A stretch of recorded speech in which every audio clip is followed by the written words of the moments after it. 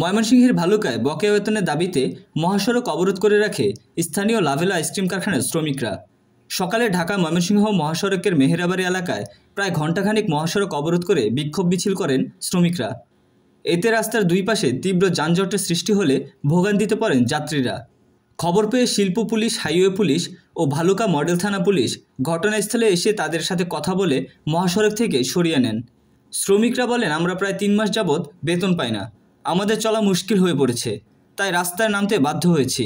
এই ব্যাপারে highway OC Jahangir Alam বলেন, কর্তৃপক্ষের সাথে কথা হয়েছে, আগামী 31 তারিখের মধ্যে তাদের বকেয়া বেতন দিয়ে দেবে।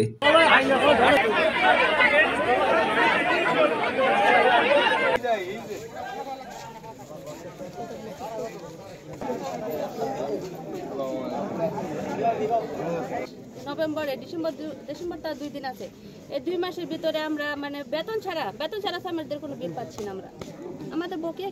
আপনারা জানেন যে লাবলু আইসক্রিম ফ্যাক্টরির শ্রমিকদের অক্টোবরের আংশিক এবং ডিসেম্বরের বেতনের দাবিতে তারা ঢাকা ময়মনসিংহ মহাসড়ক অবরোধ করেছিল। আমরা তাদের সাথে আলোচনা করি, আলোচনার সাপেক্ষে তারা ফ্যাক্টরিতে আসছে। এইখানে তাদের যে যারা নিয়ন্ত্রণকারী কর্তৃপক্ষ তাদের সাথে আমরা আলোচনা করছি 31 তারিখের মধ্যে তাদের যাবতীয় বেতন ভাতাদি পরিশোধ করবে। সেই আশ্বাসে শ্রমিকরা পুনরায় তাদের কর্মে যোগদান করে।